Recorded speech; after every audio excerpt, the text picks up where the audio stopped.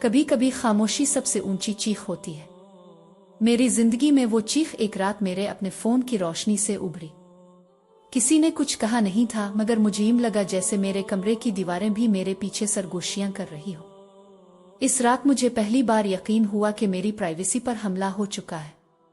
मेरा नाम हया है। मेरी शादी को 3 बरस हुए थे। मेरा शौहर अरसलान रियाज में मुलाजमत करता था। हर महीने जब तनख्वाह आती वो मुस्कुराती आवाज में कहता, उम्मी को कहना सब बहनों को दावत पर बुला ले, रिस्क में बरकत तकसीम करने से बढ़ती है। वो बात ठीक कहता था, मगर हर दावत के बाद मेरे किचन की दीवारें एक नई थकन सुंगेत और डाइनिंग टेबल पर तारीफ से ज्यादा तंबाऊ रखी होती। कभी रोटी सख्त, कभी चाय कम मीठी, कभी सालने, इस बार कुछ कमी। घर में मेरी सास बेगम शहनाज और नंद अनबर्रा के तेवर रोज थोड़े बदलते। शुरू में मुझे लगा ये नए रिश्तों की बेतकल्लुफी है, फिर धीरे धीरे मुझे महसूस हुआ कि ये बेतकल्लुफी नहीं, निगरानी है, और निगरानी भी वो जिसमें मोहब्बत का साया नहीं, इख्तियार की धूप बहुत तेज है। एक शाम जब सब मेहमान रुखसत हो गए और मैं चाय के खाली कप समेट रही थी, मेरा फोन 2 बार बजकर खामोश हो गया। मैंने उठाया तो इसकी बैटरी गैर मामूली तेजी से कम हो रही थी। सेटिंग्स में जाकर देखा तो एक अजनबी सी ऐप इंस्टॉल थी, नाम कुछ ऐसा जिससे खैर का गुमान हो, सेफ होम। मैं चौंकी। मैंने तो ये ऐप कभी नहीं डाली थी। मुझे लगा शायद गलती से हो गया, मगर अगले ही दिन जब मैंने इसे डिलीट किया तो रात सोए सोए वो दोबारा फोन में मौजूद थी, जैसे किसी ने मेरी जेब में छप कर चाबी डाल दी हो। अब मुझे अपने ही फोन से डर लगने लगा। मैं नमाज पढ़ती तो इसे दूसरे कमरे में छोड़ आती, किचन में जाती तो इसे दराज में उलट कर रख देती, मगर फिर भी कभी कभार अजीब नोटिफिकेशंस आते, कुछ ऐसे नंबर जिनसे मैंने कभी बात ना की थी और कुछ स्क्रीनशॉट्स जो गोया खुद ब खुद बन रहे हो। मैंने हिम्मत बांधकर एक दिन बेगम शहनाज से कहा, उम्मी मेरे फोन में कोई गड़बड़ है, शायद गलती से कोई ऐप। वो मुस्करा दे। वो मुस्कुराहट गर्म नहीं थी। हमारी हया अब फोन की पढ़ी लिखी भी हो गई। अच्छा है बस घर के काम में ध्यान कम ना हो। अनबर्रा ने दरवाजे के पास खड़े हुए जैसे आहिस्ता से काटा, बहुत जरूरत हो तो फोन रखते हैं, नहीं तो किचन में ही अपनी दुनिया बसानी चाहिए। मैं खामोश रही। खामोशी कभी अंदर का हुनर होती है, कभी बदन का बोझ। मेरी खामोशी अब बोझ बनने लगी थी। चंद रोज बाद पहली जर्ब मेरे एतमाद पर नहीं, मेरे किरदार पर लगी।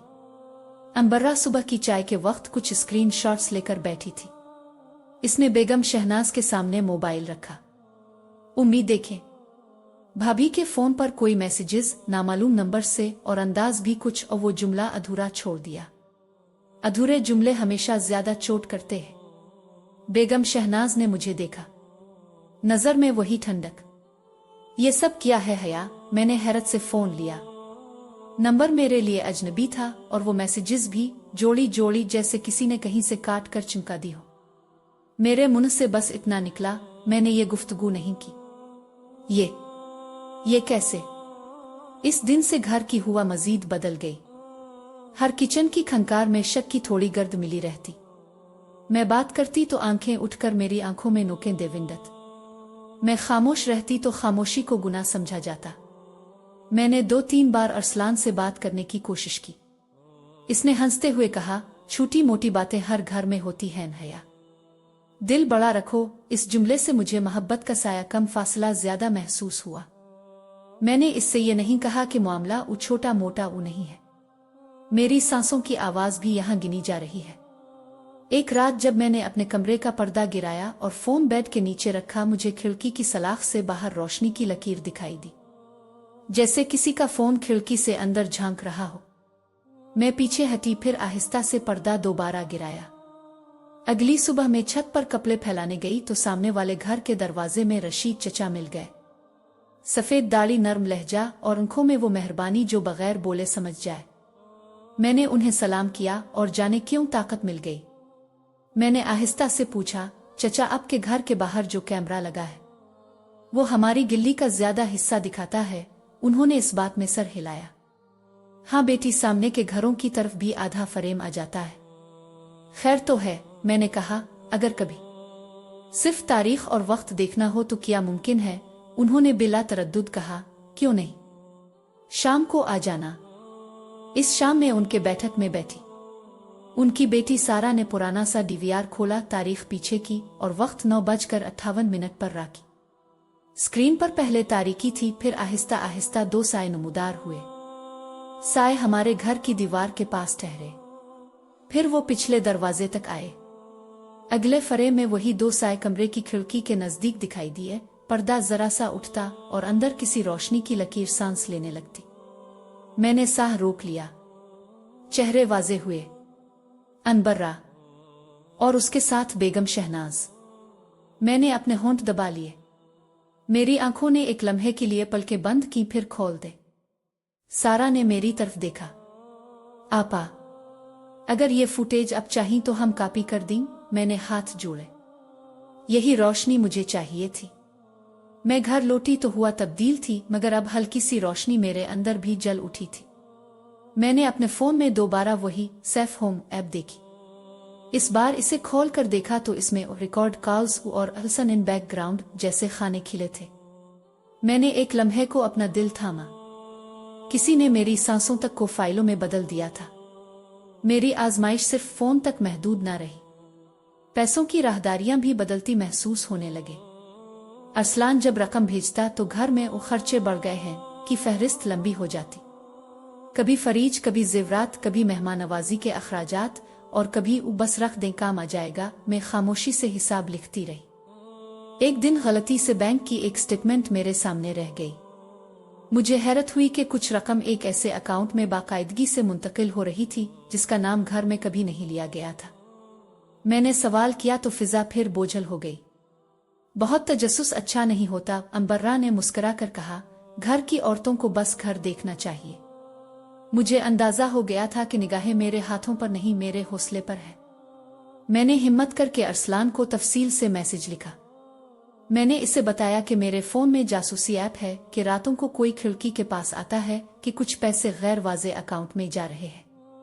इसने चंद घंटे बाद जवाब दिया, हया मोड खराब मत करो, मैं जल्द आऊंगा, बात कर लेंगे, अभी काम के दबाव में हूं। मैंने फोन साइड पर रख दिया।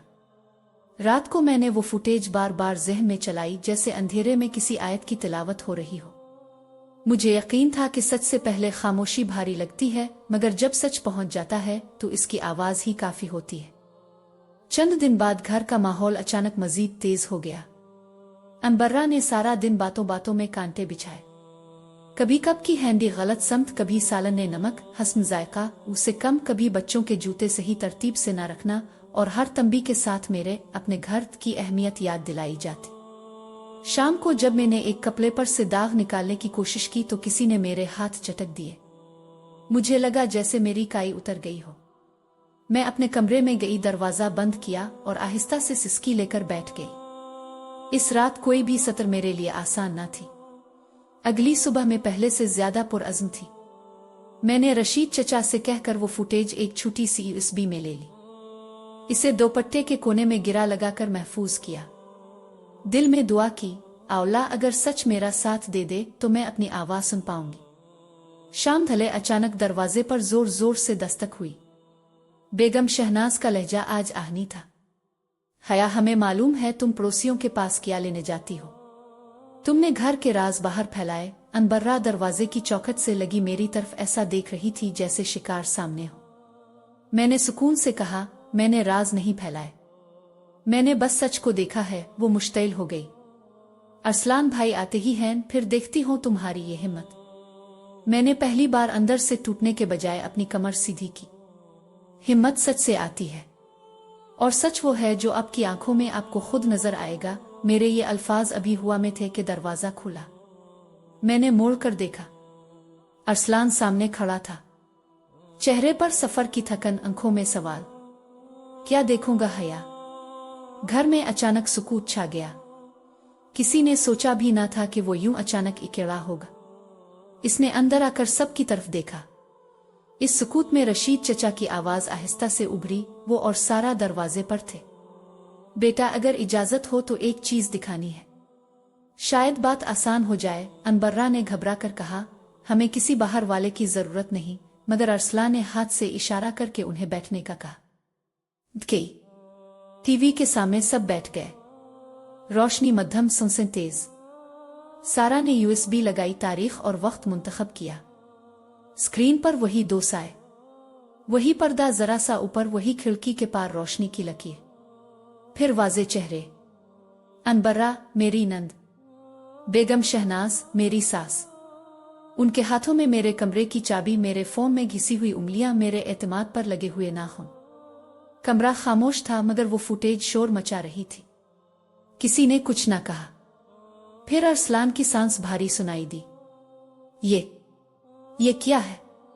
बेगम शहनाज ने जुबान संभाली। बेटा, गलत फहमी है। बस हम बस देख रहे थे कि अनबर्रा ने जल्दी से पकड़ लिया। भाई, हम फिक्र में थे। भाभी, अरसलान ने इन दोनों के जुमले के बीच हाथ उठा दिया। इसकी आंखें सुर्ख नहीं थीं मगर अंदर कुछ टूटा जरूर था। इसने मेरी तरफ देखा। इस नजर में पहली बार ना परदेस था ना पर्दा, सिर्फ सवाल से भरा यकीन। हया, मुझे माफ कर दो। मैंने फासले को हकीकत समझ लिया और तुम्हारे कहे को छोटी मोटी बात। मुझे एतमाद के माने आज समझ आए हैं। मेरी आंखों में पानी आ गया।